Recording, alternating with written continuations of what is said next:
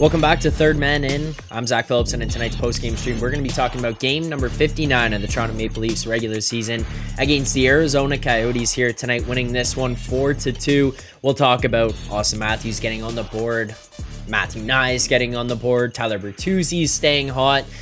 We'll talk some John Tavares because I see people in the chat are not too happy with that. And as well, we'll talk about the return of Joseph Woll and some defensive injuries that we witnessed here tonight. What do the Leafs do? What about Chris Tanev being taken off the market? A lot to get into here tonight concerning tonight's game. And on top of that, what else this team does as we move forward closer and closer to the trade deadline coming up next Friday. So if you aren't already, please make sure to hit that like button here on the channel. Subscribe while you're at it. Turn on notifications so you get notified every single time. So you get notifications for everything that's happening, whether we're going live, if videos are coming out, if community posts are coming out. You're going to want to see it all, and the best way to do that is by subscribing to the channel and turning on notifications. That way you don't miss anything, so make sure to do that. I do appreciate the support. Hit that like button, but we'll get through a ton of stuff. And as well, if people want to call into the show here tonight, send me a message, whether it's on Twitter, if it's on Instagram, if it's in Discord, because you've got me there already.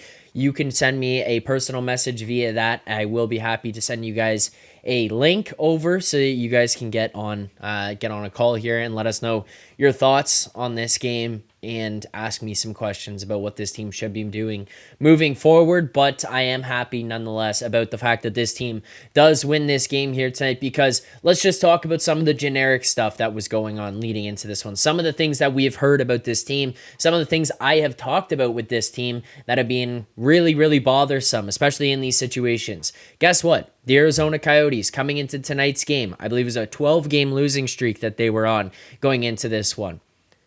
This is your typical, oh yeah, of course the Leafs would lose this game spot. Arizona plus 205, best price available coming into this game as they close at. You see Toronto minus 217. You're looking at a massive favorite for this Maple Leafs team, but usually that doesn't mean anything good for this team going up going up in spots like this, because traditionally we come out on the wrong side of them. And then on top of that, us as fans basically spend the rest of the night running around defending ourselves, getting clowned on the internet. They found a way here tonight. It wasn't pretty. It was a pretty ugly third period, actually, at that.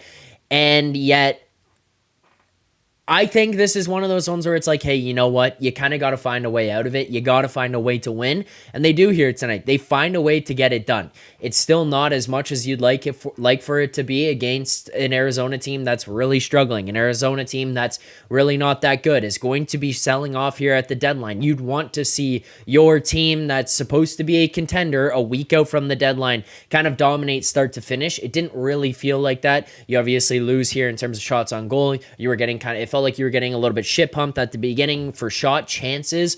Obviously, the Leafs are getting in front of a lot of stuff, which was nice to see, which is something we will get through the show here tonight. But it was just it was a weird kind of game all around. And then all of a sudden, the big boys come out. You get the goals from Nylander to close it. You get a goal from Matthews there in the second period. Bertuzzi continues that streak. That first line, Marner going down the ice on the breakaway, picking that pass off. Matthew Knies trailing up, being able to bury it. You get to see a little bit of everything. You see a little bit of, not depth, I would say, but secondary pieces, which is nice because now you're not just relying on Matthews. You're not just relying on Nylander and Marner and Tavares to score those goals. You're getting some production from some of your exterior pieces. Some of the guys who are traditionally on the outside looking in, they get on the board. It helps alleviate some of the pressure. It makes things a little bit easier for the other guys. So we'll get into all that here tonight. A lot of stuff to break down for this Leafs team and this win here. Thank God they get this win, because on top of that, not just was this a spot where this Arizona team was coming in on a massive losing streak, and you traditionally feel like the Leafs might blow this one. And on top of that, you see the odds heavily skewed in the favor of the Maple Leafs, which would traditionally lean towards the idea that the Leafs would lose. This was a game where you had the last time Toronto won a home game in regulation against Arizona. I don't know if people saw this stat floating around today. It was a little bit shocking when I did see this. October 17th, 2002. October 17th, 2002 was the last time that this Maple Leafs team won a home game in regulation against Arizona. Not won a home game against Arizona, won a home game in regulation. Do you know what else happened on that day? Are you aware of what other event took place in 2002, October 17th? Matthew Nyes, who scored the first goal of tonight's game, was born on that day. October 17th, 2002 was the day that Matthew Nyes was born. And it so happens to be the last time that this Maple Leafs team won a home game in regulation against Arizona Coyotes. That is insane for that to have happened. Kind of embarrassing, but insane. And you find a way to break that here tonight. Just over 21 years ago is the last time this Leafs team wins a home game in regulation against the Coyotes, and yet you break that here tonight. Look, in terms of the team, there's still some stuff that I would want to see go on for how they play.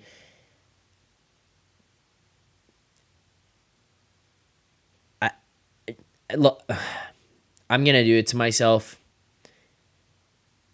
You know what? Right now, me personally, watching this team. Having the time of his life.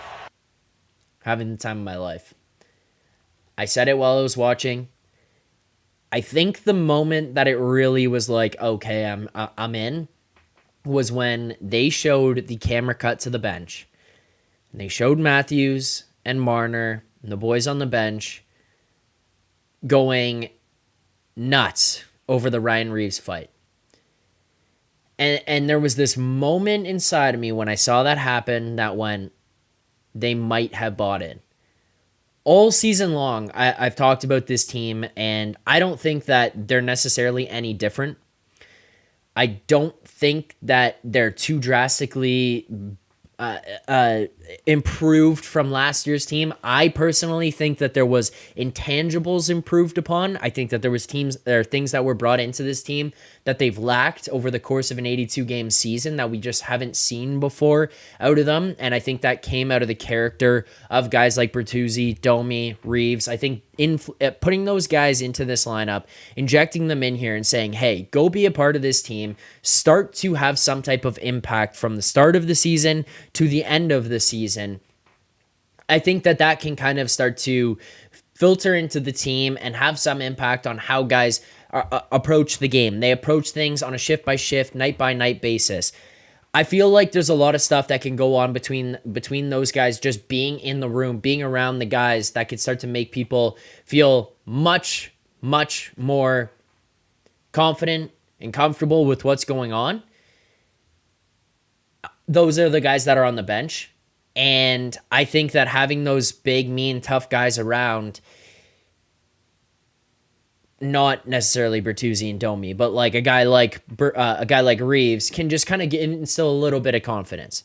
Now he's back in the lineup. He's playing regularly. He actually looks pretty good. He can stick around. Let me see if I can pull this up. There was news just sent to me live here.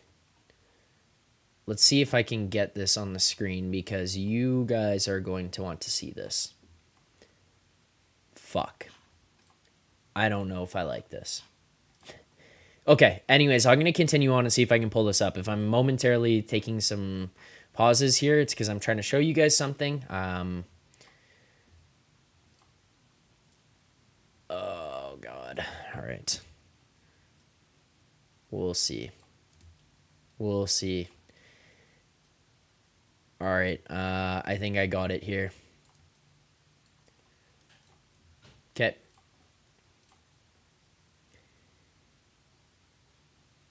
Ilya Lyubushkin pulled from Ducks lineup tonight as Anaheim involved in trade talks, hearing the Maple Leafs as one of those teams in talks with the Ducks. From Pierre LeBrun.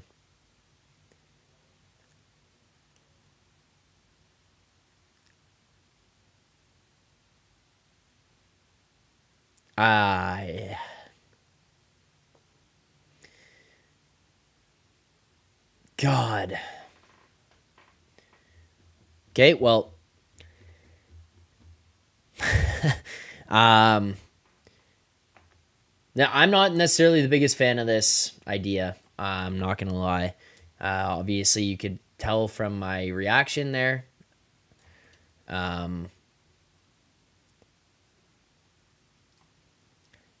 Whatever. It's not like it's the end of the world if this is the trade that goes down. I just more don't I don't see that this is I don't see this as being like he was a liability, I think, when he was here before. I know some people loved him just because his physicality, and like I can understand that, but I personally don't think he was that good when he was here. I don't think that he was much of a difference maker.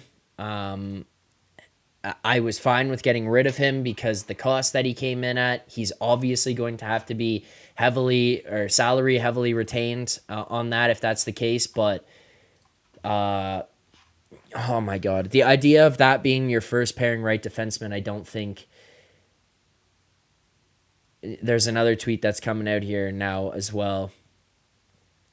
From Elliot Friedman. All right, let's try to get off of this. If it happens, it happens. We'll break it down here live. Maybe a video come out tomorrow as well. But if it happens, it happens. As of right now, my thoughts on it genuinely are no, don't do this. Please don't do this. But we'll see what develops. Okay, anyways, some stuff in the chat here that I want to continue to get to. I want to be able to answer your questions. If you're watching live right now, please hit that like button. Let's get this thing up to 50 likes here on the stream. Let's make sure to be subscribed if you're not already. We'll break all this stuff down, but that was sent across, so wanted to kind of at least react a little bit in real time, as it looks like that could potentially be a trade that goes down by the end of the night here. Let's hope not, in my opinion. Anyways, super chat.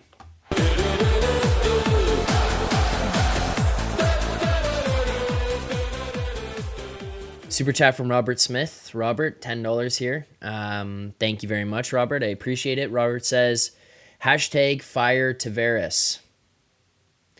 Well, Robert, you can't fire players necessarily. I mean, you kind of can, but you can't. So he's not going anywhere. I think I talked about it in the last stream. You keep hearing the insiders, these analysts talking about maybe he's injured, maybe he's sick, maybe something's plaguing him right now, causing him to play like this. If that's the case, sit him down and give him an opportunity to heal up, to rest, to get back to full health so that he can come back to this team or this lineup, this roster, and be ready to go. Like, you're not really in a position right now where you're hurting for points. You're not desperate to be able to get yourself into a playoff position. Yes, you want to be kind of in with more points than what you have right now. You want to continue to move up the standings. You don't want to let yourself get overly comfortable. But the thing is, for me, with the way Tavares is playing right now, how much more damage are you going to do with your roster, to your roster, by not having him in there if he is hurt? Like, that's the thing, right? Is that if you're just taking out a healthy Tavares, then yeah, your roster gets worse. But if you're looking at a guy who's injured, if you're looking at a guy who's not able to be an impactful player in the lineup on a nightly basis, it feels like he's taking away from some of the stuff that's happening. You're limiting his minutes, you're limiting his matchups. Then why are we forcing this if he is injured? Which is partially why I'm looking at this thinking maybe he's not, again, and he's just really fallen off this much and taken that much of a step back, where it could be just a down year. It could be things catching up to him and him needing to adjust, and he hasn't really got there yet. But I just, like, I don't get it with him, where it's not necessarily his fault, but if he's not healthy, don't play him. Like, you're telling me for the next 3 games, you can't sacrifice having him out of the lineup and playing a guy like Pontus Holmberg as the 3C and then pulling somebody else like Steves up from the Marlies, or just moving somebody over into that spot and then having someone else fill into a left winger line position onto this lineup. Like, what is it that's holding you back from doing that if he is injured? Like, aren't the playoffs the most important thing here? I felt like that was what we're shooting for. You're sitting in the third position in the Atlantic Division. You've got 4 points up on Detroit. You're 6 points up on Tampa. You've got a game in hand on the Red Wings. You got 3 games in hand on the Lightning. You can give yourself 3 games to let this guy rest. Like, you play Saturday against the Rangers, and just kind of like looking at their upcoming schedule here, but you got Saturday against the Rangers as your first game. So, okay, now you're going to take Friday. You can take Saturday. You can take Sunday there as a little bit of a rest period. Then you play Monday. Okay, game 2, it's against the Bruins, but you've now got Friday, Saturday, Sunday, Monday, 4 days of rest. Even if he just misses those 2 games and then comes back against Buffalo on Wednesday, that's 5 days of time for him to take that break and for him to be able to heal up, rest, mentally recoup, whatever it is that he needs. You miss that one, then the next game that you play after that is the next night on the Thursday at Boston. So there you go. You could even get yourself even into 6 days of rest into the Thursday against the Bruins, where he misses 3 games. Yeah, they're tougher games. New York, Boston, Buffalo. New York and Boston. Buffalo, we know, is obviously a rivalry game, but why are we just forcing this guy through the lineup if he is hurt, right? That's what I don't get. I know people in the chat are saying healthy Tavares isn't that great either. Like, who cares if he's healthy or not? Just genuinely, like, the thought that he is injured, why force it? Which is what's making me think that maybe he's not, because I don't think this Leafs medical staff, I don't think that this Leafs organization is just going to force feed him into the lineup if he is injured. You'd much rather have the guy healthy for playoffs. Everybody knows that. And you think this Leafs organization, this Leafs medical staff is dumb enough to just play the guy through it? I don't think so. I really don't think so. Another super chat here.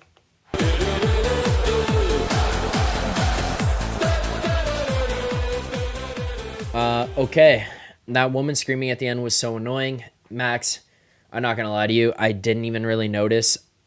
Like, truth be told, I typically turn down the broadcast. Unless you can hear it rocking in that building, then I'll turn it up, because then it gets exciting and then you're like, oh yeah, like this is fun to have. But if it's on TV, I'm just watching the game to watch the game.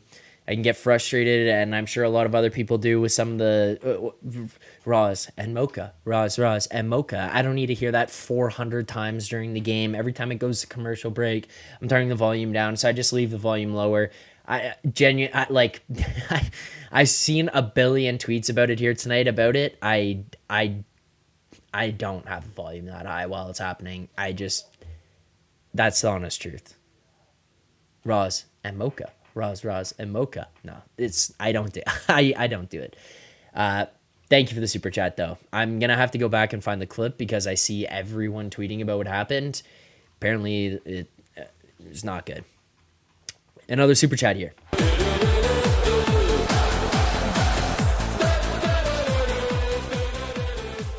Michael, thank you for the super chat. Michael says, Boosh, no way is a Dubas move. Is it Shanny? I don't know.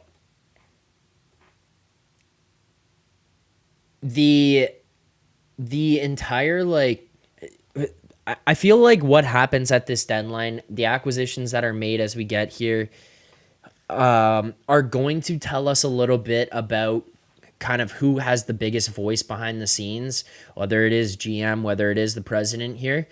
Because I think that there was a lot of influence for sure in the type of players that were signed in this offseason. I think that we saw that with guys like Reeves, Bertuzzi, Domi.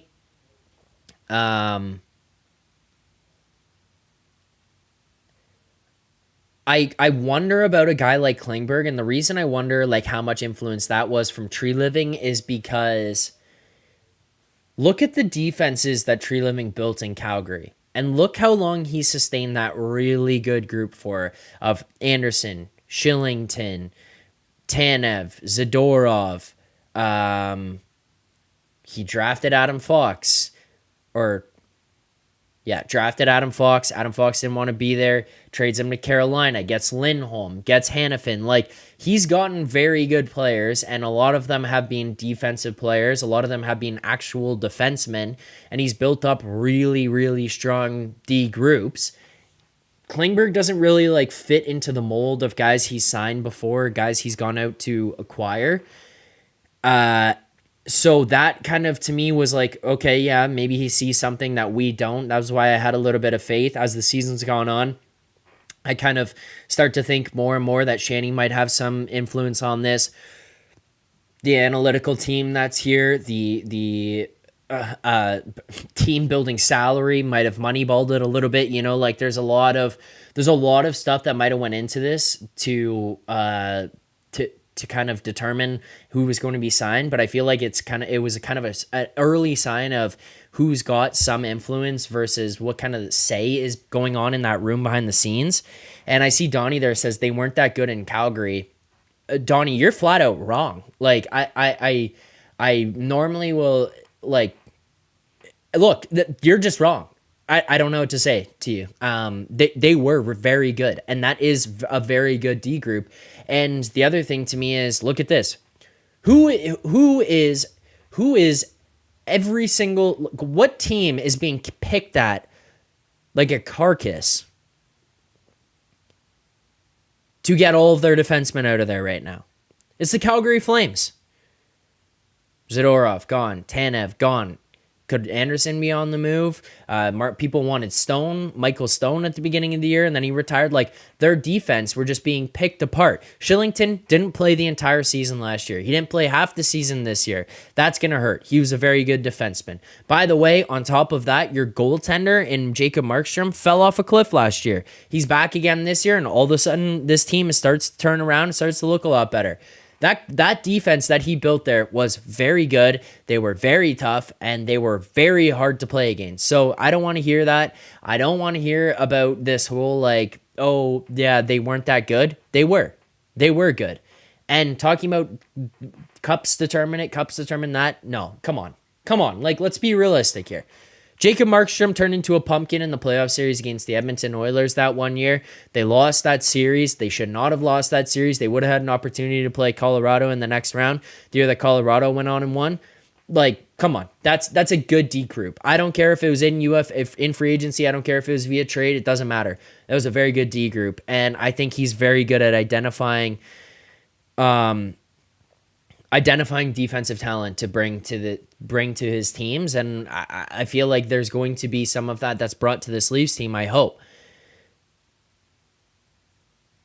I don't know about this Lyubushkin one. It's really interesting to me that this is a guy that they're so heavily in on, and I'll get to where we're at here on the next Super Chat because I think it'll tie in. We can talk about this. I do want to talk about tonight's game, but I see a lot of questions about stuff that's going on externally, and fair enough because it's topical right now. So you guys want to send questions, and I will try to answer those as well. If you're not already, please hit that like button, subscribe here to the channel, turn on notifications so you get notified every single time we go live. We'll have some announcements and stuff of things that are happening coming up here soon. You guys aren't going to want to miss it, whether it's news, rumors, reactions, all that kind of stuff, or new things happening here on the channel, community posts, live streams, whatever it is, you guys aren't going to want to miss. So please hit that like button, subscribe to the channel, turn on notifications.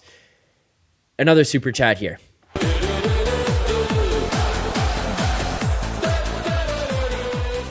Jeff McKay, thank you for the super chat there, Jeff. Jeff said, what if the Lyubushkin move is more for depth and they're getting someone else to play with Morgan? I don't mind it if there is a bigger move with it.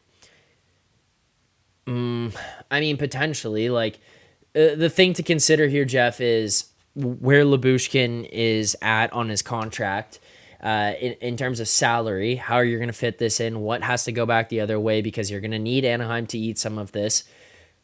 2.75. He's expires at the end of this season, but just think about the idea here of 2.75. Where are you fitting this in? You need some cap space to be able to get yourself some room to bring this guy in here. You're probably going to need Anaheim to eat some of this because you can't just take on the full 2.75.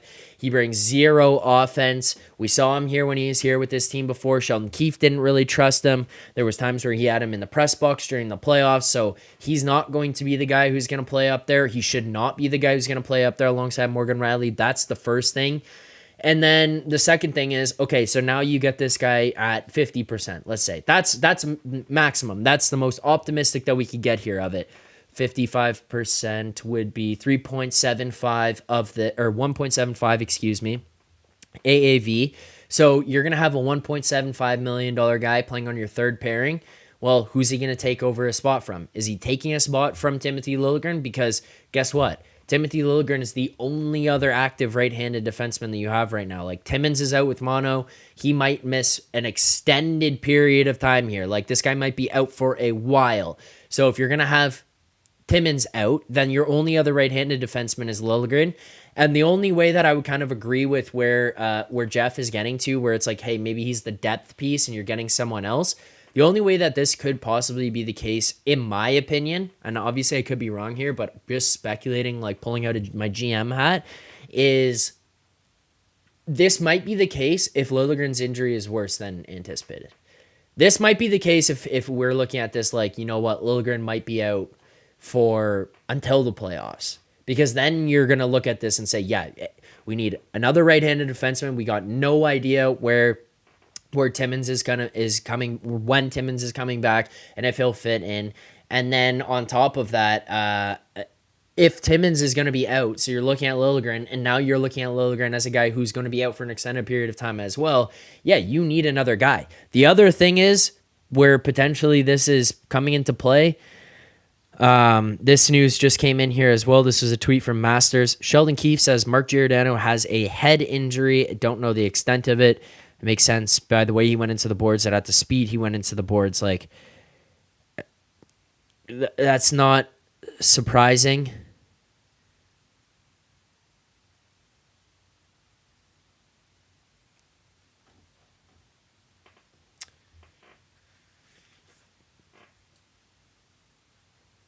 All right.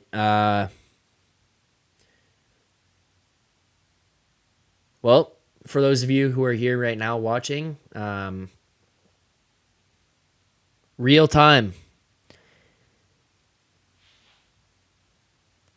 I mean, I guess I don't even know what this means, but David Pagnotta at the fourth period on Twitter. Ducks confirm Lyubushkin's absence tonight. Reported expectation he will be heading to Toronto.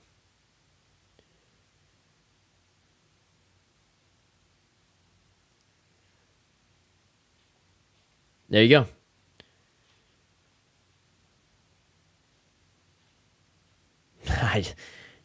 Ducks confirmed. They tweeted out, Lacombe slots in for Lyubushkin, who is out due to ongoing trade discussions. Here's who we fly with. So take into consideration Liljegren out right now with whatever injury he's dealing with. Timmins is out with mono for who knows how long. Giordano now out. You played the rest of the game here with 5 defensemen. We also saw McCabe get injured for a little bit and go to the room and come back. I'm just interested. Like, I saw a tweet here from Nick Alberga. I'm trying to find as much Lyubushkin news as I can. I don't disagree with what he's saying. He's like, Lyubushkin acquired under Kyle Dubas. He's great. Lyubushkin acquired under Brad Treliving. He sucks. Like, this is a pretty accurate tweet of what's going on. But my counterpoint to what Nick's saying would be, I think at the time we were fired up about the Lyubushkin trade. When he came here, we saw the extent of what he could be, and I think that we have to understand he's a depth guy. He's going to be in the bottom of the lineup. He should not, and I pray to God he will not be playing against tougher competition who is first and second line guys, because we saw him get eaten alive a little bit. Now you are trying to get a little bit heavier. You're trying to get a little bit tougher. He is a right-handed defenseman. We saw him throw and lay hits. That's not too bad to have him down in the bottom pair there. I think that that's okay. The only other disagreement I would just have is, like, defensively, it's not like he's that great. He's more just physical. And then on top of that, he still is coming in at 2.75 mil, which again, to me, screams Anaheim is going to be eating some of this contract, which then turns me to ask the question, not think, but ask the question, what are you giving up to make them eat that? And the other piece of this would be, if this is a guy that you're acquiring right now, I don't think that would be the end of it. I do think, and seriously, like, fingers crossed, hope this is not the guy you're looking at saying this is your one pair. Because if you're going to go out,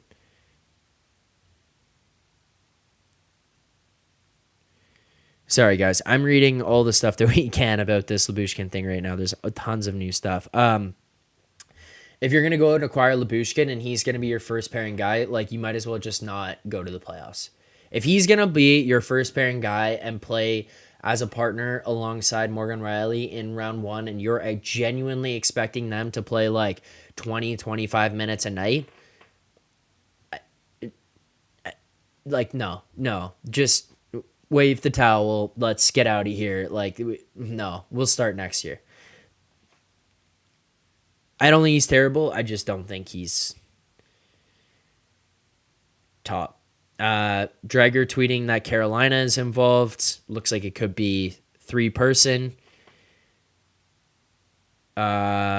Chris Johnson, Leafs have been engaging the market on third-party brokers. Guys, this is all happening in real time. So Leafs have been engaging the market on third-party brokers to further reduce the cap hit on a potential acquisition, something to keep an eye on as trade talks heat up. Continue to read stuff going on here. People are hoping Vetrano or Henrique would be involved. I don't know. That's the newest. That's the newest information that we've got there. We'll continue to update it. If I get more information, if I see more news come across, we will. We'll continue to update you guys on what's going on. Another super chat here.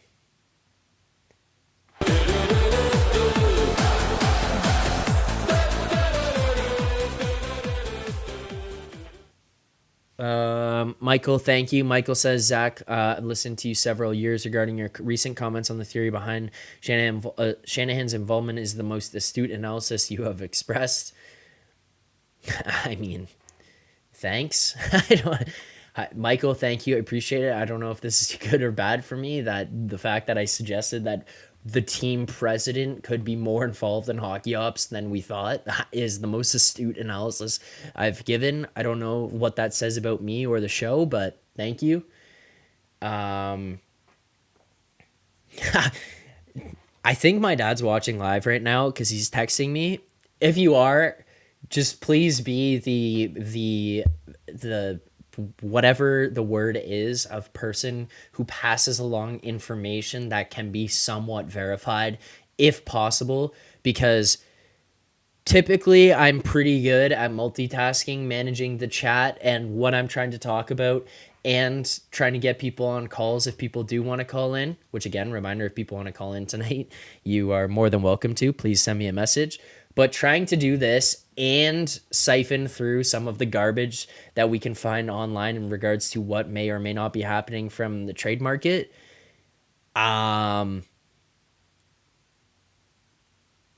it's wild. So if you guys can, shout out Dad, if you've got any information, let me know. No, do not troll me. Do not give me bad info, please. Okay. Let's get back to tonight's game so that we can stay on track. If we get more information, like this text that I got, Ducks GM Pat Verbeek in Columbus tonight, and so is GM Don Waddell from Carolina. There you go. Okay, continue on with what's going on tonight, as everyone in the world is tweeting about Lyubushkin. Dear Lord. Okay. I do not want to look at these player cards for Lyubushkin. Oh my God. These things are making me ill. Let's talk about tonight's game. Let's get on track of tonight's game. What do you guys want to talk about? Let's talk about Joseph Woll. I don't want to talk about John Tavares right now. We talked about him in the last game. Again, I don't think he was that great tonight. The only final thing that I would kind of say with the Tavares stuff is it bothers me a little bit, the idea of, oh, let's put him with Matthews and Marner, or let's put him with Nylander and Matthews to get him going, to get some legs under him, to try to get him sparked. Look, he's an $11 million player and he's wearing your captaincy. I don't, or he's wearing the captain on his jersey. I don't want to hear about your $11 million guy needing these guys to get sparked 59 games into the season. If this was a little bit of a lull, okay, yeah, give him somebody to get him going, get some jump. There's a reason he's on the third line. There's a reason he's on the second power play unit at this point in the year, and it's because he's just underperforming, and he has for what's felt like a majority of this year. And on top of that, it feels like his legs are kind of just falling off a little bit here or a little bit more and more as the season just continues to progress. So that's kind of the end of it for me when it comes to the whole Tavares thing. Again, not that great here tonight. Feels like he's moving in quicksand. That's all I've got for us on JT. If you've got more questions, I will answer them. But in terms of my thoughts on this one tonight or my takeaways, that's it. Let's talk about Joseph Woll. I am very happy for this kid coming back here tonight. Looking at that first period, it felt like there was that threat where, the Leafs come out a little bit flat. The Leafs are not necessarily jumping to get things going. And in a game here against Arizona where they're going to be pissed off, they're going to be hungry. And on top of that, traditionally, they've done pretty well here in Toronto, whether in regulation or not. They've found a way to get it done and beat this Leafs team, even as big underdogs coming into these games. And you knew that they were going to be ready. They're coming off a huge losing streak against Toronto. Alex Kerfoot returns to the Scotiabank Arena, gets his video tribute, and you kind of just came out with a meh effort. You didn't come out shitting the bed, but you just kind of came out it's another game, and it's kind of okay, well, yeah, but let's get going here. We didn't have the greatest game the other night against Vegas, so maybe turn things around. Joseph Woll was ready to go right from the jump. Joseph Woll had a very, very good game. The first goal that he lets in is a breakaway by Alex Kerfoot. He felt calm. He felt kind of collected, and he had a good presence about him in the net. Again, I've talked about it before. I'll continue to bring it up. I can basically only evaluate these goaltenders from a macro perspective in terms of what went on. Obviously results, but then it's just kind of what the hell was I looking at out there? The one thing I felt about Samsonov that I didn't really feel here tonight was with Samsonov in net, you get that shakiness where he feels like he's panicky. He feels like he's ripping around side to side. He can start swimming in the net. He can get lost in the net. He can overreact. And even if he's playing well and he can get on a little bit of a heater, it feels like at times you're always one bad goal away from Samsonov reverting and getting into a bad spot. Joseph Woll here tonight just kind of looked calm. At no point did I ever look at him in net or look at the Coyotes come down on a rush opportunity or with a chance and say, you know what, there's a chance that this one goes in because Joseph Woll is going to make a bad play on the puck, or he's going to make a bad read, or he's going to flail around and start swimming in the net. He looked calm. He looked comfortable. And for him to have been out for just over, I believe, two and a half months here at this point, or I guess almost 3 months at this point, to come back into this game here tonight, your first game back, you start back here against Arizona in a game where the team was a little bit sleepy ahead of you. Let's be realistic about how they started. They got going, but they were a little bit sleepy ahead of you. He was ready to go. And I think that at the end of the day, when it comes to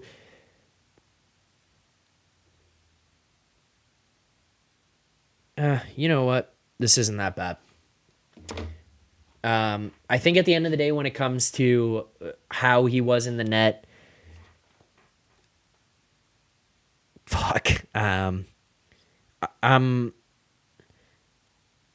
I'm happy with his play, and I'm happy for him to come back. I think it also helps calm down the goalie situation here. for this Leafs team.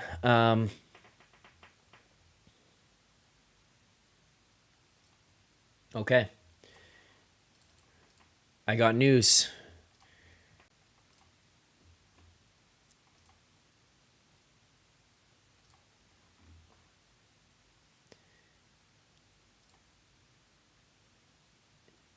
Frank Saravelli.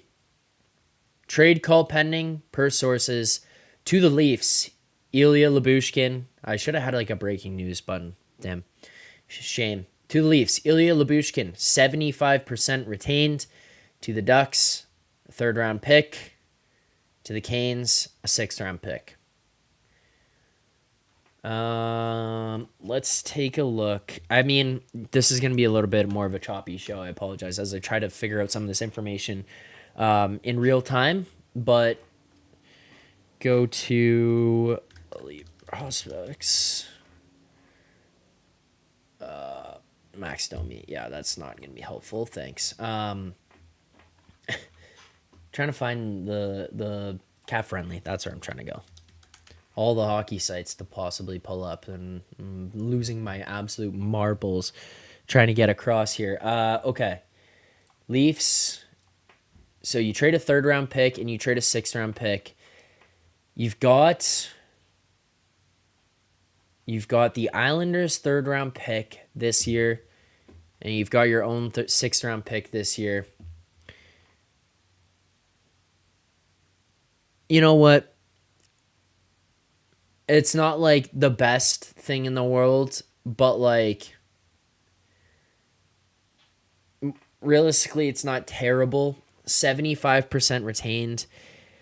Quick math, you're 2.75, so you're now at 2.750 divided by 2, 1.375 divided by 2 again. You're paying him $687K. That's the AAV that he's hitting against your cap. That's not terrible. I'm not happy. Look, this guy's depth. He's depth. He better be depth. And at 75% retained, he better be depth. Benoit's got to be in here. He deserves to be in here. McCabe has played extremely well lately. On top of that, you've got Liljegren had played well ahead of the injury. I think that once he comes back, if he's given the right role, if he's given the right pairing, he can find a spot. You were looking for right-handed defensemen. Kind of scares me a little bit that going and getting this guy is what they think might be the number one pairing guy.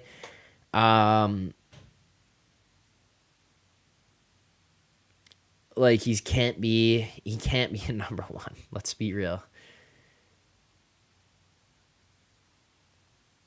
75% is good though.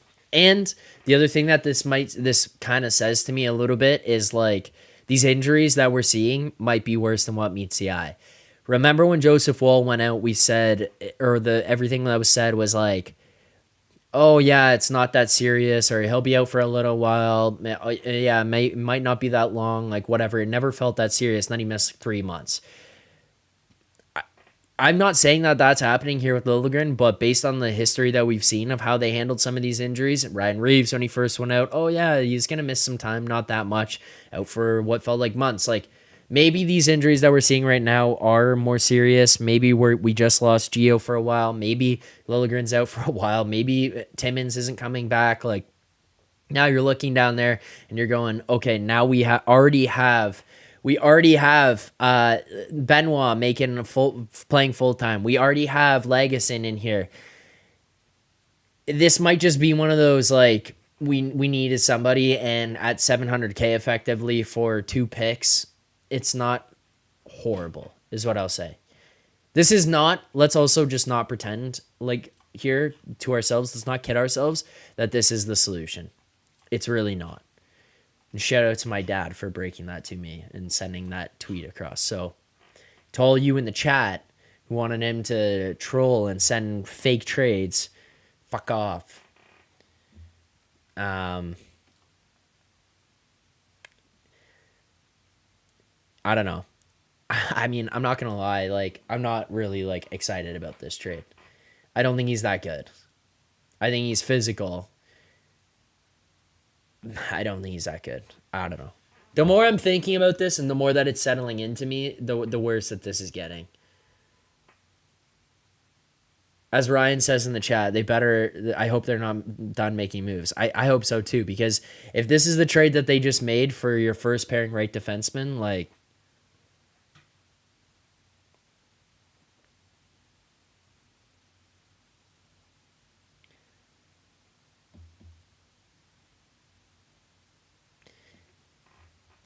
okay.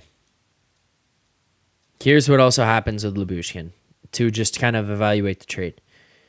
Not a very good puck handler. Not good at retrievals. Not great with pressure on the forecheck. We saw him get exposed with that against Tampa.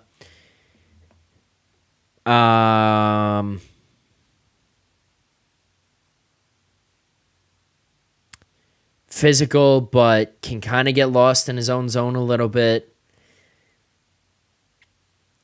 Not good in the offensive zone. Oh my God. I'm just thinking about this more and more, and it's getting worse and worse in my own head. I hope I'm proved wrong, because some of the cards that I was seeing popping up on my Twitter here as I'm trying to scroll through for information are just like some of the worst looking player cards I've ever seen in my life.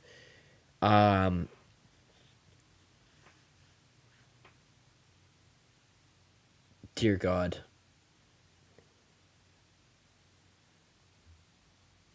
This is actually getting worse by the second. I'm not gonna lie to you guys. The fact that, I mean, 75% retained, like, let's look on the bright side. It leaves a lot of room in your cap to go do something else.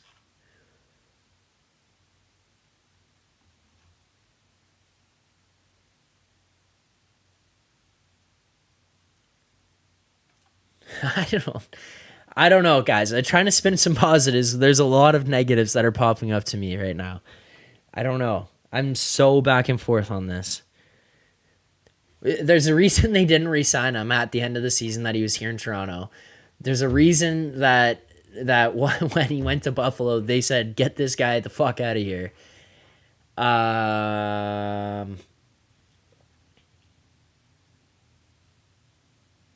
don't know. I don't like that this happened live, because this is the one guy to me I was like, I don't think they're going to trade for him. So in my own head, I mean, I guess at this point I just need to like open my brain up to the idea that they might trade for anybody and be prepared for any of it, because like, to me, I was like, I don't think that they're going to trade for him, like 2.75 mil. I'm not even thinking about this. Like, dude.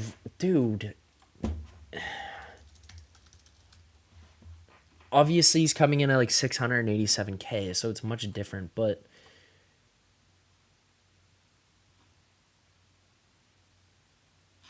yo.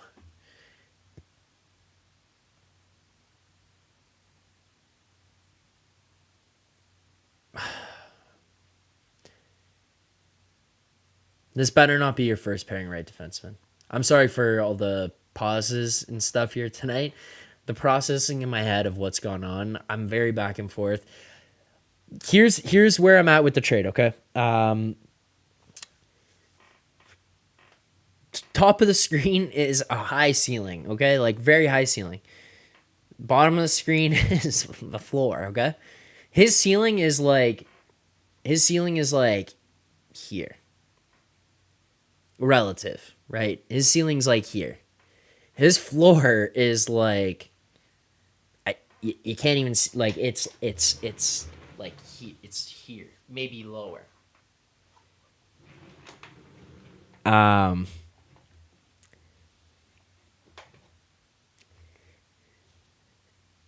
It's just like, this doesn't really help you that much other than depth. Third and a sixth. Okay.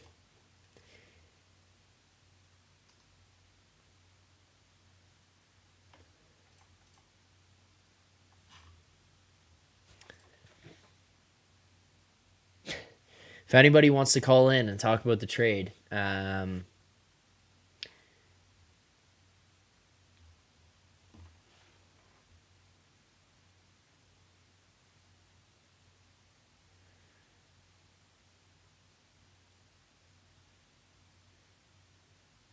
call in, Twitter, Instagram,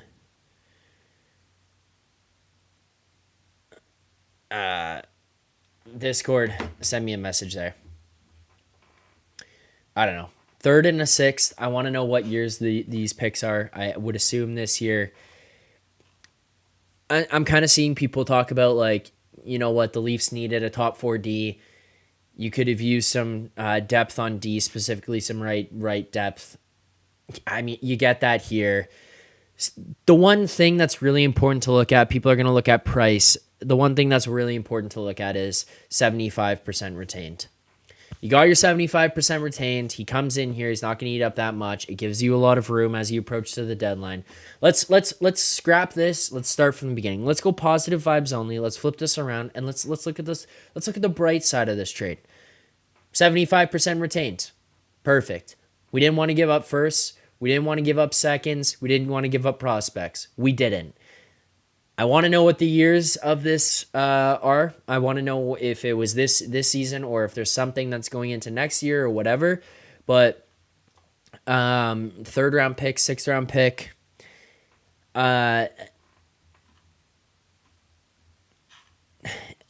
It's fine.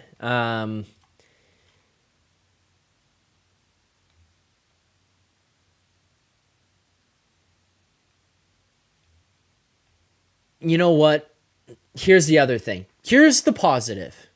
On top of that, on top of 75%, you know who a fan favorite here in Toronto is right now? It's Simone Benoit.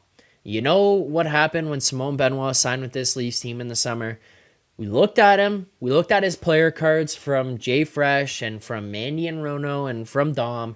We looked at the cards and we said, what the hell is this guy thinking? Signing Simone Benoit. His projections stink. His defensive stats stink. Where he's been playing at in Anaheim the past year has stunk. Guess what? The Anaheim Ducks, they stink. The Anaheim Ducks are a bad team. They get shelled on a nightly basis. And every player on that team, all their cards are going to come out looking worse. Simone Benoit's card looked almost identical to what you're seeing here with Lyubushkin's card. And we love him now. And he's made himself a name on this team. He has fought his way into this lineup. He deserves to be here. He makes this team a little bit tougher as well. So, end of that. Let's take some time. Let's sleep on it. Let's think about our where we're at with Lyubushkin going into tomorrow. We'll leave it at that. I'll leave you guys with the positives on it. What a trade. Interesting. Okay. A couple more super chats or another super chat here.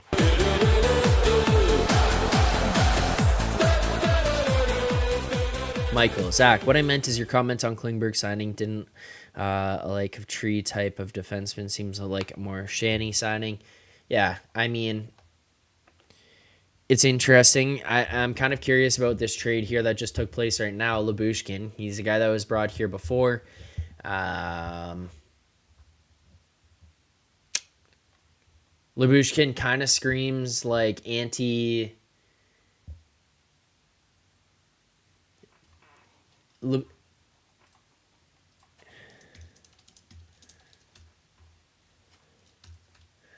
Lyubushkin screams like anti-Dubas. They made that trade for him.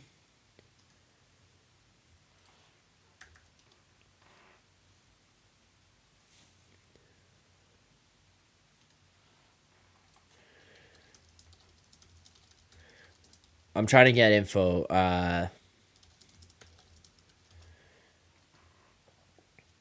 They made the trade for him. They let him walk in the offseason. You trade back for him. This might be something of like a Shanahan hand in the cookie jar or chef in the kitchen, whatever you want to call it. His involvement in this, he liked the guy. Maybe he liked what he brought. Maybe he liked the physicality. Look, all in all, what I'm looking at with this where it might make sense is...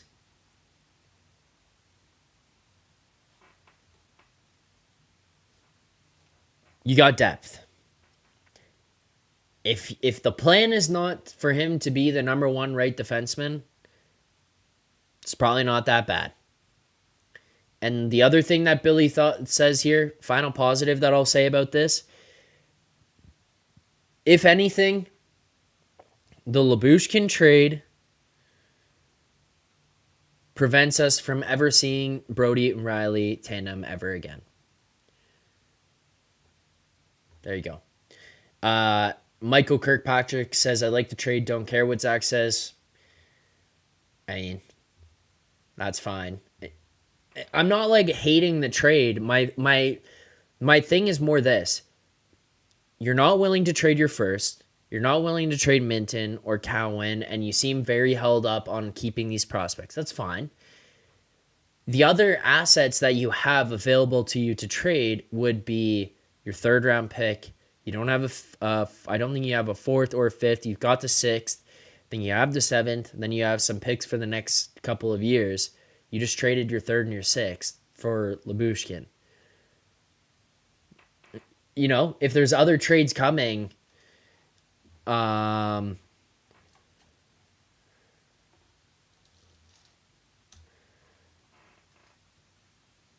there's other trades coming, then what are they going to be? What's the cost going to be?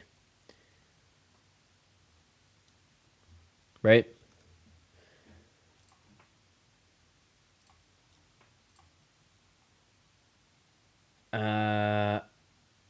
Yeah. Okay, let's get back on track. What happened here tonight? This trade frazzled me, guys. Your questions in the chat about the trade frazzled me. I'm not going to lie.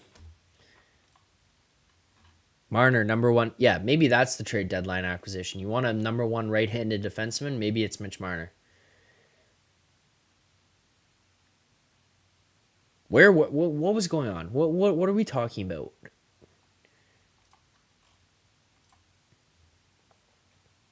I'm getting rattled. This is the most rattled I've been on stream in a while. What is going on?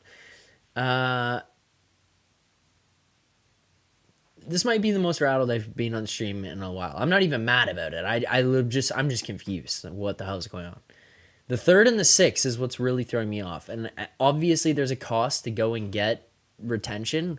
But the only thing that I keep looking at that I'm like, I don't understand is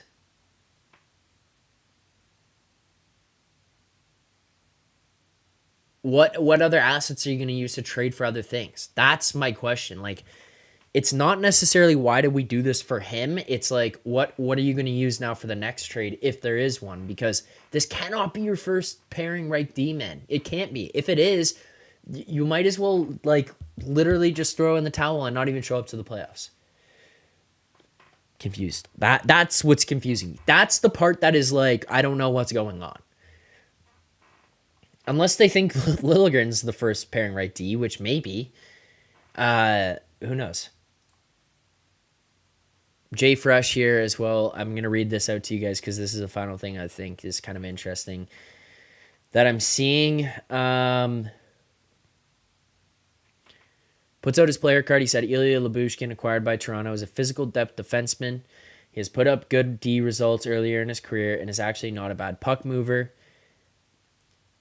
I would kind of disagree with that just based off eye test, but one of the most victimized blue liners off the rush in the past 3 seasons and takes too many penalties. So 2 things there. First of all, victimized off the rush. We saw that big time in the series against Tampa. We saw Sheldon Keefe lose his mind over that and take away minutes. And second thing, what happens to players who come here that take penalties? Sheldon Keefe sits their asses down.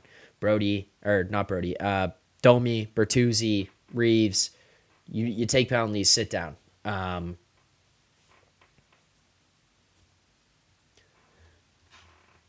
Yeah, we'll see. The cards are one thing, analytics are one thing.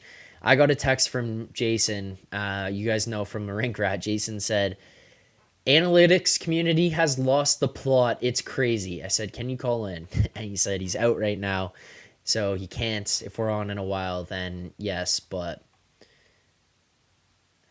that's what he said. I just am like, I don't understand because what else are you going to trade to go get the next guy? Um,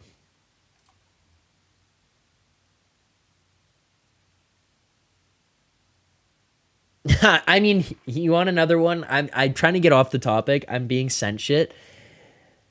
Dom tweeted he's pissed off about this trade. Dom from the Athletic. I'm friends with Dom, but he said Simone Benoit, the newest Leaf, in brackets. This is before the season, by the way. Simone Benoit, the newest Leaf, in brackets, or hopefully Marley, has the league's least impressive player card.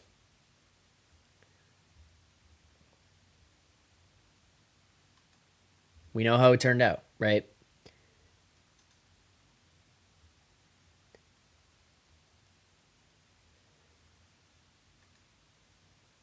I don't know what to say to you guys, man. I'm trying to wrap my head around it. I'm fine with with acquiring the guy. I am more just looking at like third and sixth and being like, what else are you going to use because you didn't want to get rid of other assets? Okay. Anyways, let me get off the topic because I've said that a billion times. For those of you wondering, Goodwin, very excited about the trade. We got more super chats here. I want to get to these. I appreciate you guys all sending these. Actually, before I get to the super chats, we hit 50 likes here on the stream. If we hit more, we'll do more smelling salts. But we hit 50 here. So please hit the like button. Let's get it to 100. We got smelling salts to do.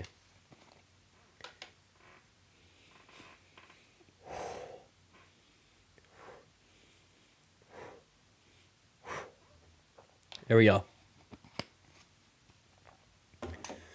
Ooh. Okay. Super chats.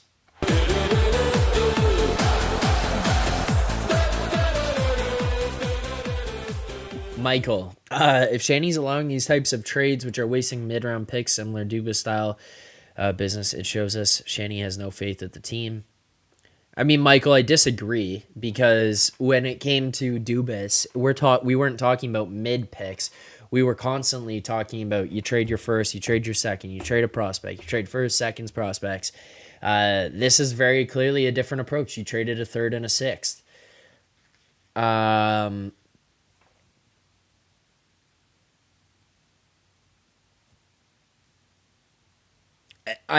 just disagree. I'm sorry. I think Shanny obviously has a major influence on what goes on here, but in terms of that specific super chat, I appreciate it, Michael, but I just don't. I'm not really on the same page when it comes to that. Like I think we see things differently. We saw them talking about we saw them talking about the fact that like you weren't going to give up your high end picks, you weren't going to give up your prospects. That's fine, and I'm okay with doing that. That's the one thing I kept saying. Again, I said I wouldn't really have gone into much on this year. I think that the more expensive piece of this trade is the salary retention. It's not actually going and getting Lyubushkin. It's getting salary retained here. But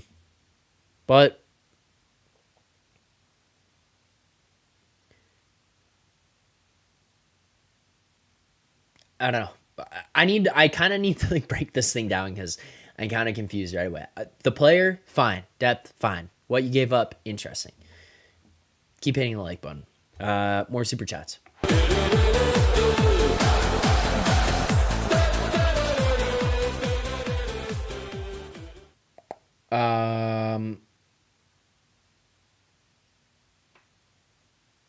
Michael, another super chat here. Thank you again, Michael. Michael says, it's ironic Shanny keeping all the core. However, he has no faith in the team to acquire players who make difference for the team in the long run. Again,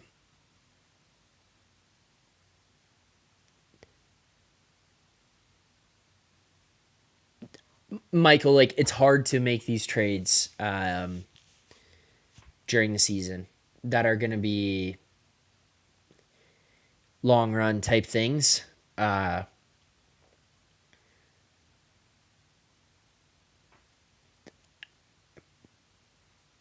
like it's difficult to get somebody who's got term and who's got a couple of years left. Like you can do it. I don't disagree with that, but it's like it's much easier to go and get these kinds of players who expire at the end of the year and you walk away from them once the season comes to a conclusion than it is to just go and get a guy with term.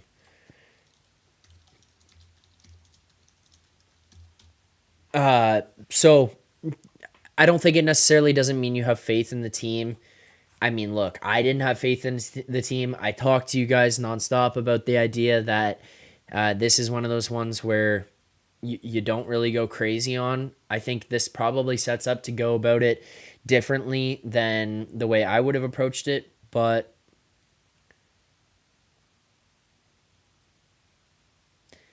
yeah. And handshake line respect. The only disagreement I have with this comment here, he says, just remember there's no future if Matthews ever leaves. No playoffs, no contending. The time is ticking. I mean, maybe, but like, the thing to me is like, it's not like you're in a position to miss playoffs here right now this season. You're still going to get in. So you can make a couple minor tweaks here and there, minor adjustments, and then go and try to compete this year. And you still have like 5 years left of Matthews after this. It's not like this is like you've got 1 or 2 years left on this trade, like, or on this deal with Matthews. You've got some time. So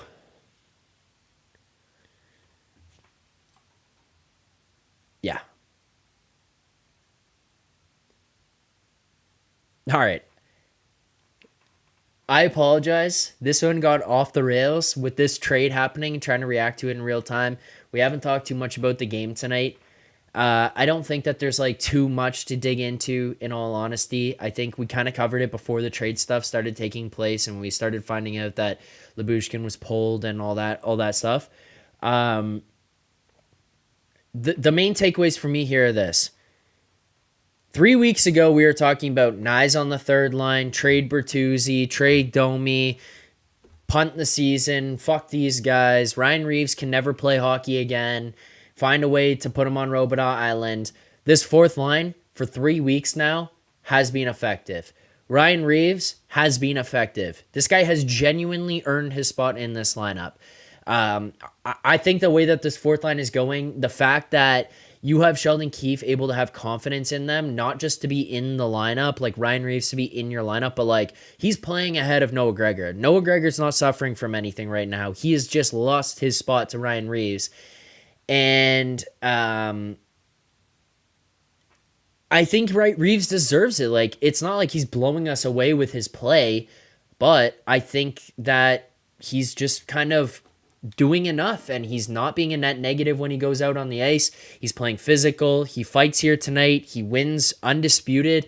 It seemed like everyone I saw tweeting about it was just tweeting like, hey, that was an undisputed win for Reeves. He handled the guy easily. He handled O'Brien, took it to him. It looked like he wasn't even really that interested in fighting. Like, he wanted to score. He lines up off the face-off in a one-timer position, and then once Kampf got kicked out and Holmberg went in, it seemed like he was kind of like, all right, forget it. Like, I'll do it. I'll fight. And he takes the guy out to center and buries him. Shout out to him. He's playing really well. He's getting offensive chances. He's hard in on the forecheck. He's making guys second guess themselves. And the thing that I think him, Domi, and Bertuzzi have brought to this team that's nice to see is like the other guys are going to feel much more comfortable. And one thing happened here tonight as well that it felt like you don't necessarily see that much from this team, or we've not really seen much of in the past as well. And that was the clip of Matthews and the boys on the bench going nuts when Reeves fought the guy. Matthews was leaning over the boards, slamming his stick on the boards, smacking his stick off the ice, screaming. The boys are getting pumped up. They're flexing on the bench. And it's like, those aren't just players on the team. Those are guys who are impact players. And traditionally, we don't see that much energy. We don't see that much buy-in from them when it comes to the physical part of the game. And that's kind of just this like slight recognition of someone on our team has our back. And not only do they have our back, it's someone who could beat the wheels off of people. I mean, that's nice to see. You know, it's nice to see the guys on your bench being like, fuck yes, we're in on this. We're buying in. They're excited about a fight. They're excited about someone doing that and pumping someone. Nyes has their backs on on that Matthews line. He goes in and gets in the mix. He pushes guys around. He finishes checks. He's hard on the forecheck. That second line, there was that shift where Domi gets bumped into, has his little run in with the guy in the zone. Then he's going to the bench. Clips Michelli going to the bench. That's one of the best players on Arizona. That's a young up-and-coming guy. Steps into him. It's definitely a penalty technically, but you know what? It's the NHL, and through the course of 82 games, refs aren't really going to call that stuff that much. So you step into the guy, you do something that crosses the line a little bit, you get in the guy's face, you bump him, and then guess who is immediately there right after it happens when the guy stands up? Bertuzzi. Bertuzzi goes over, shoves the guy again, throws a jab at the next guy, and they both go to the bench. Like, it's like we're watching Dumb and Dumber, but in the best way possible, you know, like that's not like something I'm going to be complaining about. It's the buy-in that you're seeing. It's Max Domi getting asked about Matthews going for the Selke, and no shit, these guys want them to win the Selke. No shit, these guys. Oh my God, Taylor, that is one of the best comments I've seen here in the chat ever in my life. Taylor Osler, all it cost for Lyubushkin was 6 1/3. That is wonderful. But it's Max Domi being asked if Austin Matthews is going, or thinks, if they think Matthews is going for the Selke. And he says, we're not worried about individual awards. We're worried about one thing, the Stanley Cup. It's Tyler Bertuzzi being asked why this team is winning and going on this win streak and playing the way that they are. And he said, it's guys buying in. It's these little things, and it's the belt pictures that have turned from one guy with the belt to 3 guys with the guy with the belt. Like, there's all this buy-in that you're seeing that sounds so stupid to the public or to somebody's model that's going to be writing this down and saying, well, your expected goals this, your expected goals that aren't that great. That's fine. That's fair. Fair enough. The difference is what this team has versus what this Leafs team has had in years past that we've looked at is that those teams do cardio. Those teams go up and down the ice, and they have great expected goals, and their goal share is good, and they win their expected goals battle when they go on the ice. Like, fuck off. At some point, I don't care about that because you lose in the playoffs every year. This team, they got a little bit of pizzazz to them. They got a little bit of life. They got a little bit of grit in them. And it just feels like something we haven't seen before, and that was something I was looking forward to at the beginning of the season, and basically spent about 45, 50 games being pissed off because it just never came out. It never showed that these guys had that in them. They didn't play with that. It felt like maybe they weren't allowed to have that. I don't know, but it never came out in their game. They just never brought that out over the first half of the season. Riley goes out, cross-checks the guy in the head, and all of a sudden these guys have life again, and Reeves is in the lineup, Bertuzzi's in. Chris saying, snarl. That's what they've got. They've got a little bit of snarl to them where you're not going out and punching guys' heads in with Matthews and Marner and Nylander, but you're not backing down. You're not leaving scrums early. You're sticking up for guys. You're getting fired up over fights. You're engaged in the game. You're engaged in game 59 against the Arizona Coyotes at home. Like, having that start to build in, nice to see. And I think that is something that can start to push you towards the territory of real contender, despite what people might think about the team on the ice. You've got some of the best players in the world. You're starting to get the intangibles built into the team that you haven't had in years past. And now all of a sudden having these guys and having the character filter into Matthews and Marner and Nylander, maybe that's what you've just needed all along. And that was what was missing. Maybe the team had to get slightly worse and slightly more gritty to start to play that way. And you know what? What Tree Living said in the offseason is starting to come to fruition when he said he wanted snot. You're getting snot. You're getting a little bit of snot. It's interesting. I'm happy about it, though. Bertuzzi on the board. Fired up about that. Love to see that happen for him. Kind of made me a little bit sick to my stomach at the end to see him hit the post, like wondering if, like, maybe we're going to go back the other way where he gets that shot, hits the post, doesn't go in, and are we going to start to go back to bad luck Bertuzzi? I hope not. I think he's playing really, really well. I'm loving what I'm seeing out of him there.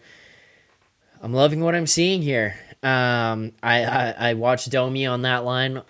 I'm loving what I'm seeing here as well. And it feels like the Leafs are heading in the right direction from a character standpoint. I think maybe play on the ice, still not as great as years past where we look and see, yeah, this team can outscore anybody, and expected goals and the analytics on paper and their chances generated and that stuff are there. But every year we get to the playoffs and then everyone says, oh yeah, your team was this good in the regular season, or you're not going to do shit in the playoffs because you don't have X, Y, and Z. Well, it feels like now you started to add X, Y, and Z. Maybe your other factors have started to turn down a little bit, but you're building up on the intangibles, and I think those are things that can start to push you over the top. Injuries here tonight. We talked about Josuel. We talked about Tavares. Injuries here tonight. Some things to look out for. Gio probably going to be out for a while. Head injury here. I mean, I hope for the best for him. He felt like he was a little bit out of place the last couple of games. I was worried about that. In general, felt like maybe he needed some depth anyways because of where he was at in terms of his play. Maybe this injury pushed things along where Treliving was like, fuck it, we got to go out and get a guy to replace Gio because we know he's not coming back. Hopefully Liljegren is able to return to the lineup here soon, but Gio obviously out. We saw McCabe get injured. I hope he was just banged up. If not, if it's a little bit more, don't let him play Saturday. Like, do not let him play Saturday. So, a couple different things from that standpoint. From the injuries that we saw. Otherwise, I think that this was an okay game. A little bit of a sloppy first, or slow first, sluggish first, I guess maybe better way to put it. A little bit of an ugly third, but find ways to get it done. And you did. You did. All right, let's close out here with a couple things to finish this show off, and let's start with our play of the game.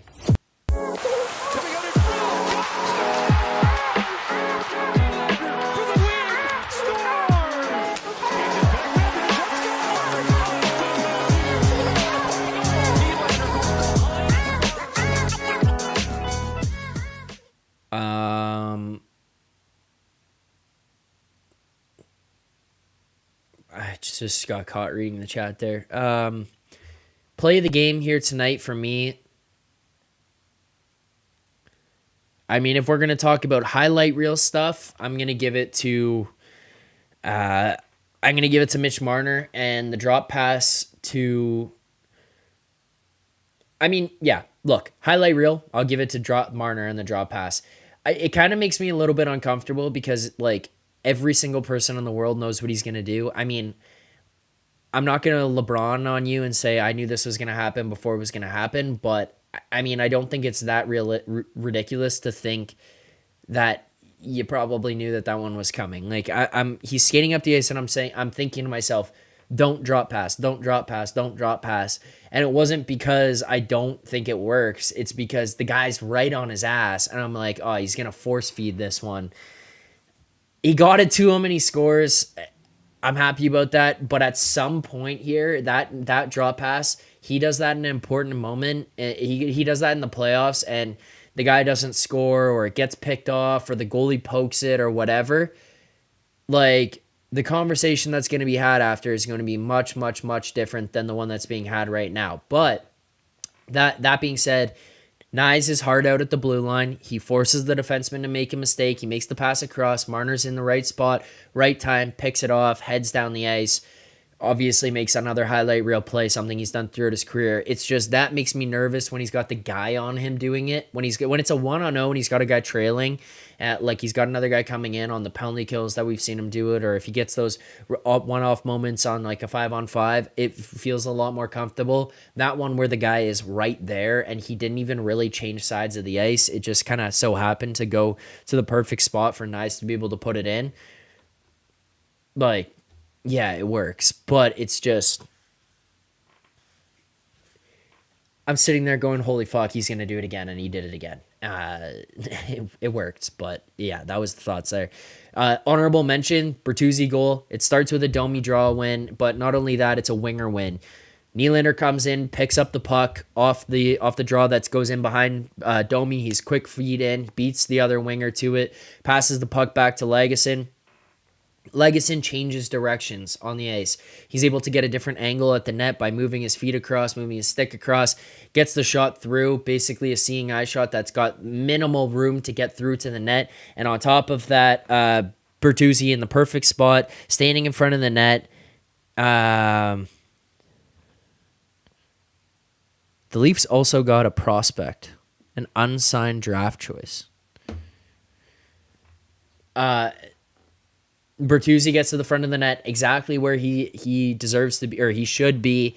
That's his spot. That's his bread and butter, and he gets a stick on it, tips it, and it goes in. Incredible. Shout out to him. Then on top of that, another honorable mention is going to go to Ryan Reeves. That fight that he had comes from a perfectly clean hit, exactly how you'd want your fourth line in on a forecheck. Gets in hard, gets in fast, closes time and space, finishes the check off, and just crumples the guy. And then O'Brien says, I've got to fight you. Reeves did it later in the third period. He gets in on the forecheck. Defenseman in the corner with the puck. Looks up ice. Reeves finishes the check. He's not blowing guys up, but you close off time and space like that. You get in on a guy hard. You hit him hard. You finish your check. It's gonna make those guys think and feel like they have more pressure on them than maybe they do, because they're looking at a guy like Ryan Reeves. They're looking at other guys coming in, Bertuzzi, Domi, and it's not I'm going to get killed here, but it's that guy's going to hit me. Do I really want to get hit right now? And in today's NHL, not a lot of guys want to get hit. You feel that a couple of times throughout a game. You feel a guy level you like that or hit you pretty hard like that. It's going to start to wear on you throughout the game, mentally and physically. It's going to start to wear on you throughout a playoff series, which is something that happened to Toronto. If you think back last year in the series against Florida, they would get into these games. They would get into these situations where they would be getting absolutely demolished on forechecks, and then their defensemen would just start turning pucks over because they were panicking on the forecheck. They weren't making smart plays with it. They weren't able to make tape-to-tape passes. They weren't handling the puck well. It wears on a team over the course of a 7-game series, and the Leafs just didn't have that going for them where they would get in hard on defensemen. Maybe now you've got a little bit of a cultural difference, and you're going to. Shout out to Ryan Reeves. Shout out to him for winning that fight as well. Final thing, let's get to our grades of the game. You want answers? I think I'm entitled. You want answers? I want the truth! You can't handle the truth! All right, grades of the game. I'm not, high on this one. It's not, a bad game or anything, but, I think I'm kind of just in the B- area, B minus. Could have been better, could have been worse. You kind of get in, you get out, and that's kind of the extent of it there. Also, for those of you who are watching right now, stick around. I'm going to have Jason from the Rink Rat Report call in here. I'm going to send him the link, and he can give me his thoughts on the Lyubushkin trade and before we get out of here as well. So stick around, but and keep hitting the like button as well. Keep hitting the like button. We'll get some Lyubushkin thoughts here. I think I'm in the B minus. Win's a win. You got an ugly one. You found your way out of it. Wall played really well. The fourth line played well. You get goals from Matthews. You get goals from Nylander there. You get some points from Marner. I think they said Nylander was the fastest Maple Leaf to hit 80 points in a single season since Doug Gilmour. Do you know how insane that is? The fastest Maple Leaf to hit 80 points since Doug Gilmour. I'd say long time. And on top of that, you get your first home regulation win against this Coyotes team since 2002. That's a lot going on.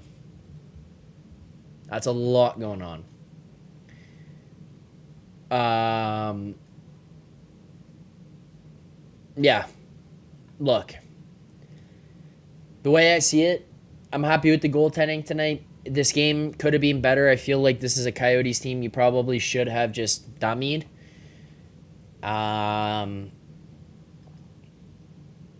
Yeah.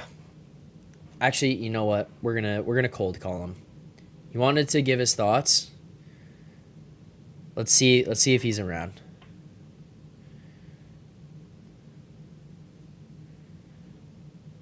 Has been forwarded to voicemail. Oh, that's the person tough. You're trying to...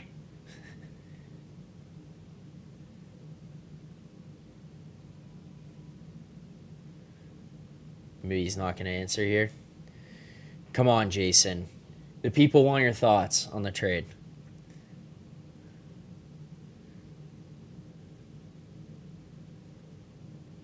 I'll try one more time. Otherwise, we're going to wrap this thing up. We think he answers Your or call no? has been forwarded to voicemail. The person you're trying. This guy, man. Wants to call in and give his thoughts. He's messaging me. All right. I don't really have much else to say about this game tonight. I appreciate everyone who called in. Wait. Actually, you know what? While we wait for Jason and see if he can get in here, there's a couple super chats.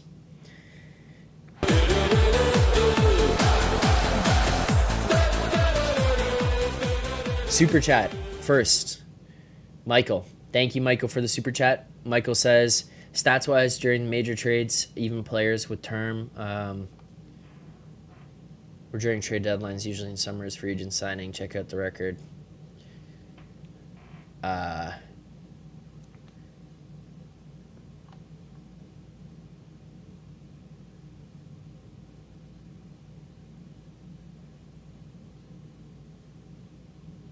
I think Michael's saying in this one that the trades that happen for players with term happen at deadlines, not in the summer. That's when free agency happens. I mean, I mostly disagree. I don't know. That one can be factually checked, but like, I don't know. I think probably not. It feels like that's not the case. Another super chat.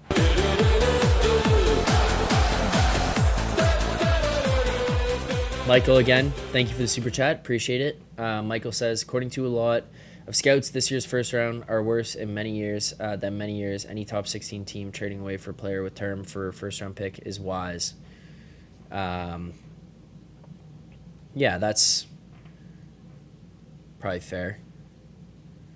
I don't really know, but I don't really know much about the draft class this year, so I can't really speak to that. All right, here we go. On the line to help break this one down, the man you all know from the Rink Rat Report. Give them a follow. Also, give him a follow on Twitter at TakesByJ as well. The man himself. Jason Cooper. Can you guys hear me? I don't know if you can hear me, Zack. Yeah, we're good. We're good, Jason. I just got you on the mic here, holding you up, so everyone can hear you. But this is the easiest way I could do this right now. Awesome. I appreciate it. Sorry, I was out at the game last night. Great game to go to. A lot of fun. Just getting to my car now. Streetcar system in Toronto is horrible. We got to get that fixed. But yeah. Anyways, that's a talk for another day. All right. I'm in my car. I'm in an underground parking lot, so if it's a little spotty, I apologize. I'm going to try and get up as quickly as possible here. But, like, let's fucking talk Lyubushkin. Holy shit. Sorry for swearing, but... Sorry for cussing. Let's do this thing. Okay. What is going on with the groupthink on Twitter? It's insane. Zack, I know you've been streaming, but, like... Yeah. I don't know if you've seen it on Twitter. It's just, like... It's a mob. It's like a mob of, like, just everyone, like, just agreeing. Like everyone can have their own opinion. That's fine. And, like... Your opinion can be different from mine. I'm okay with that. That's not a big deal. But everyone is just defaulting to the same opinion. And it's like, I feel like there's just a complete lack of common sense going on right now with like the reaction to this trip. So if I could just get like your thoughts to start, like what's the chat been saying? What have you guys been saying? Help me break that down just so I can see maybe it's just my echo chamber. But like, you know what I mean? Like, I don't know. I just want to hear what your thoughts are originally here. Okay, so the people in the chat, first of all, saw me go put myself into my own mental torpedo trying to break this down in real time.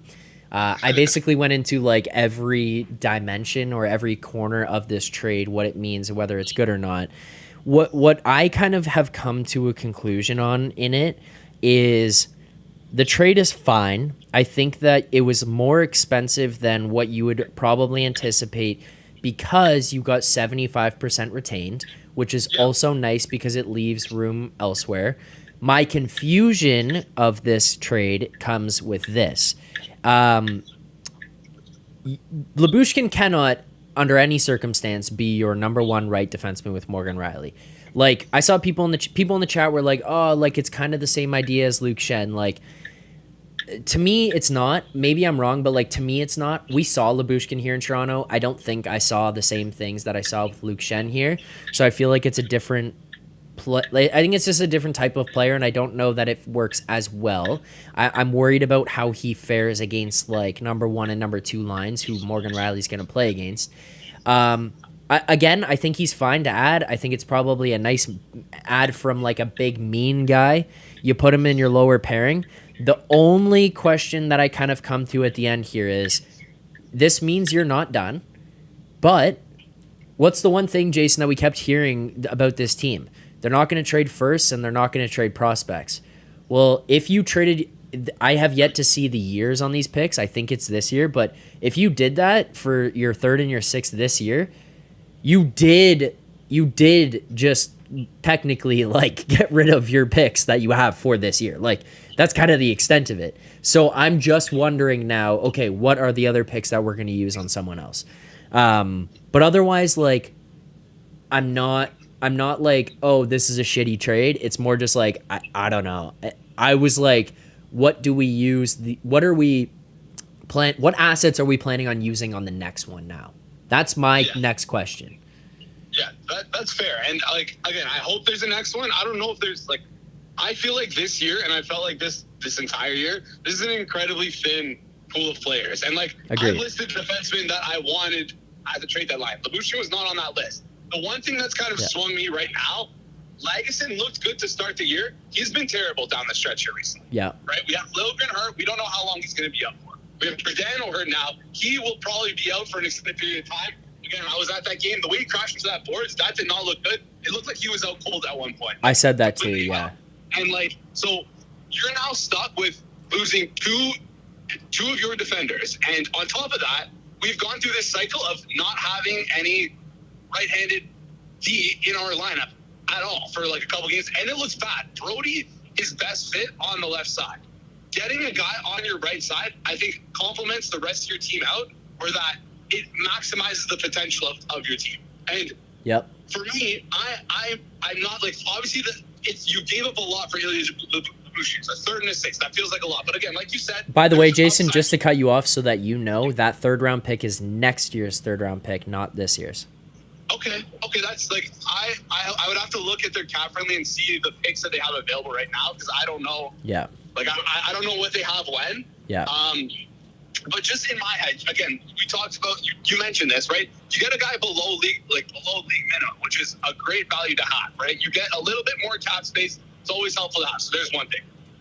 Another thing, I know you said you don't want him playing beside Morgan Riley, but we've seen Sheldon Keefe in the past, how he deploys these lines. And with how Brody and Logan were playing pre-Logan injury, and with how good Benoit and McCabe has been, you can roll 3 equal pairings and have it work, I think. So it doesn't have to be Morgan Riley dominates all those minutes and like gets the 24, 25, 26 minutes in the playoffs. We don't need that. We just need him to play 20, right? And Lyubushkin can play 18 to 19 minutes, and he can still do well, I think, in that role, right?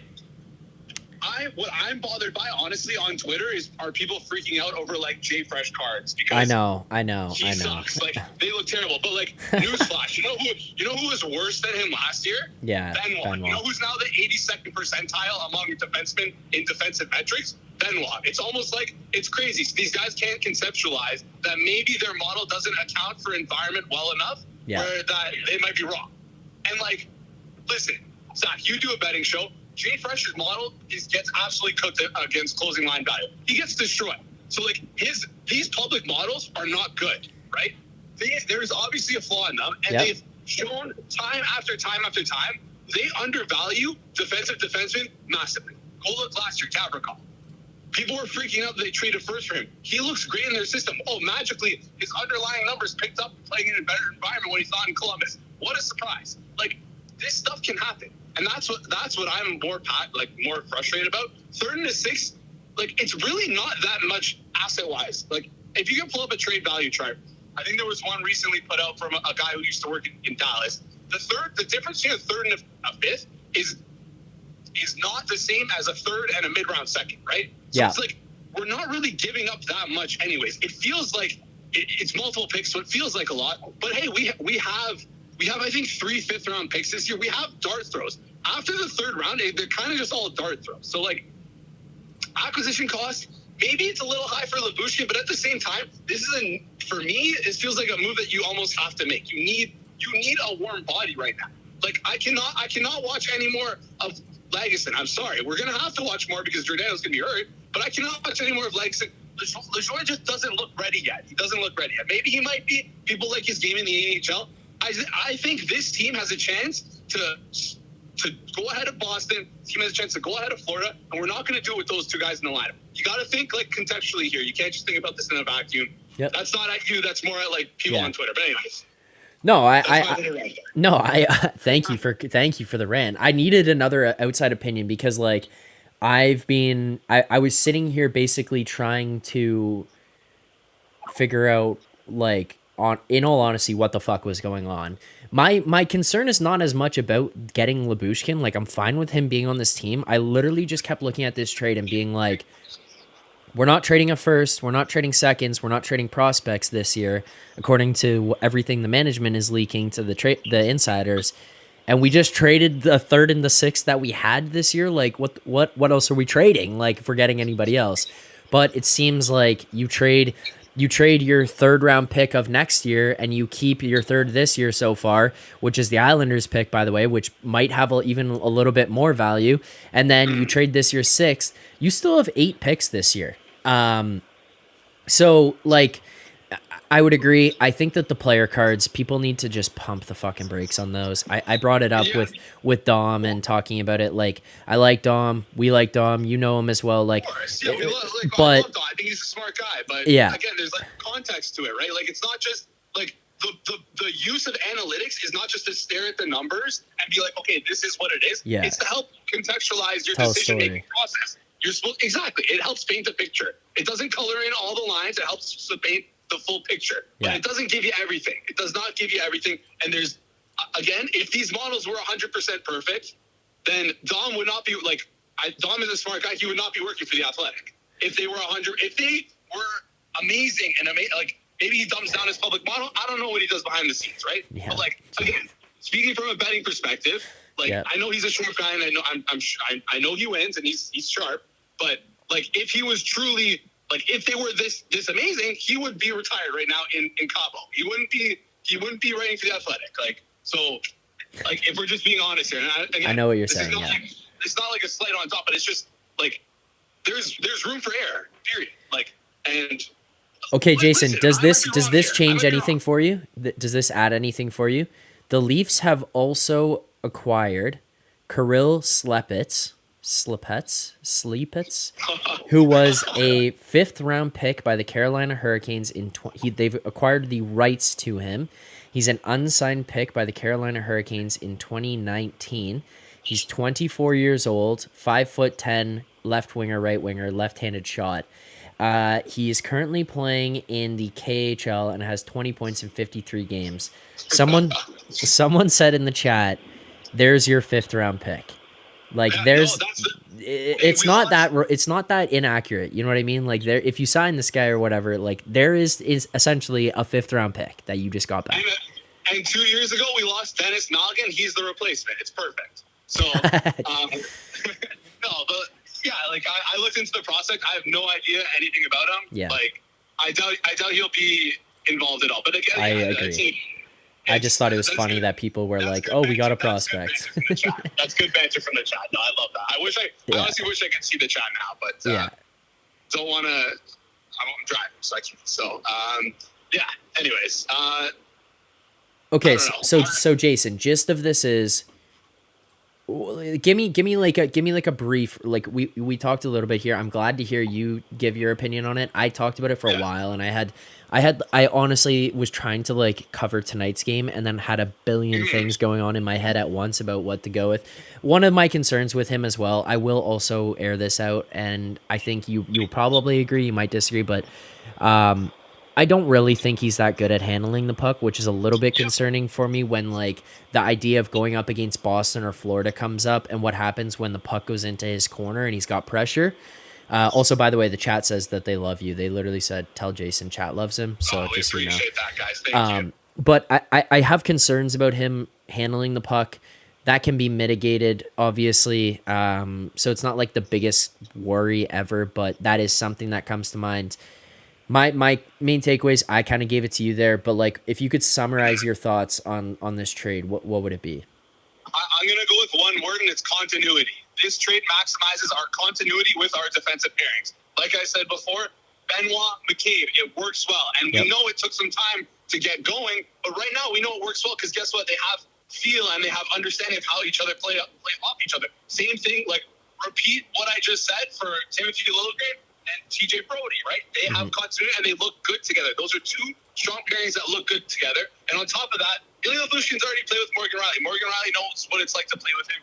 We've experienced it before. It's not the best pairing in the NHL. It's not a top end pairing in the NHL, but it works.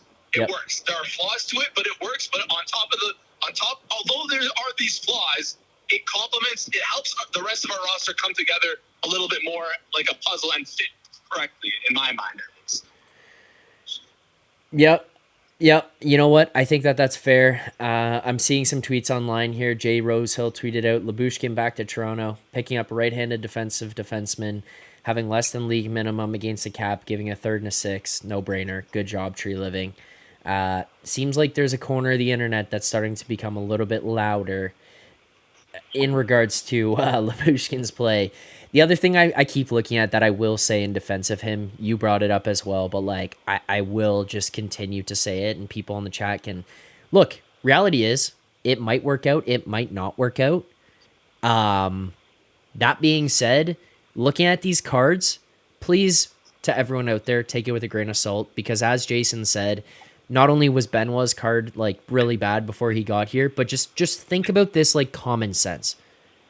He was playing on a fucking awful team. Yeah, and an awful team. Yeah, everyone who creates these models, their counter to it is, hey, we control for environment. Well, guess what? You don't do a good enough job controlling for the environment. I'm incredibly pro analytics. I just talked to Dr. Eric Eager, who's heading over to Sloan analytics conference, and I told him, give me the rundown of everything, because I think analytics needs to be pushed forward in hockey, because I think there's a lot more that we can do that can help the sport grow, that can help us grow our understanding of the sport, right?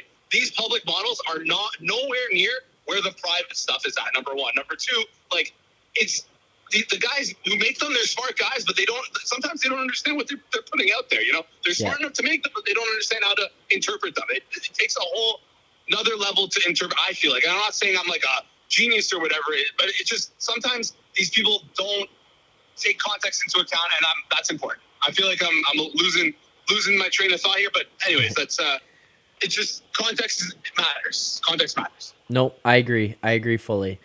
All right, Jason, I'm probably gonna wrap up the stream here. I appreciate you calling in. That's an hour 45 we went. Maybe you and I will do a breakdown video or something.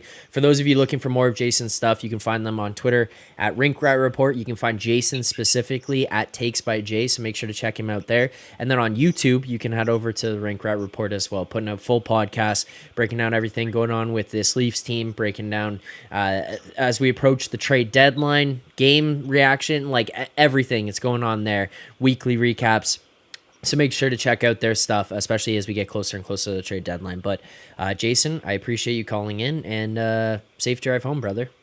Appreciate it, Zach. One more thing before I head out here. Yep, we have 2 games in hand. We're 8 points behind from first. Let's fucking go get it. Let's go get it.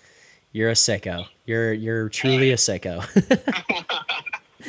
All right, talk to you later. Thanks, Jason. Appreciate it. There you go. Bye. There you go. Jason Cooper calling in from the Rink Rat Report to give us his thoughts on the trade. I appreciate a second opinion, and you guys know him. He's called in before, so there you go. I was back and forth. I talked about it again. I told Jason still what my thoughts were, just more in terms of like, hey, you give up the third and the sixth. You kind of were only willing to give up your mid-round picks. What are you going to trade for the next one? Well, your third round pick is 2025, so it feels not that egregious anymore. It feels like maybe you open some things up, you get 75% retained. I don't think it's that big of a deal. We'll figure it out, guys. We'll figure it out. Continue to break things down. Make sure you subscribe here to the channel. Like the stream here tonight. Thank you guys very much for all of your input. Thank you guys for following, subscribing, the support that you guys have continued to give. That's going to do it for me here tonight on this one. Game number 59 of the Toronto Maple Leafs regular season. Not only breaking down everything that went on in this game against the Arizona Coyotes, so the Leafs win this one 4-2, but also reacting to the Lyubushkin trade. So thanks to everyone who tuned in. Thanks for all of the support here on the show, on the channel, all of that. Super chats. Thank you, everyone. I'm going to wrap this one up. We will see everyone real soon back here tomorrow night for another live stream on, not tomorrow night, on Saturday night against the New York Rangers. Thanks for tuning in. This has been game number 59 of the Toronto Maple Leafs regular season against the Arizona Coyotes, winning this one 4-2, moving to 34-17-8 on the season. That'll do it for me. As always, Leafs fans.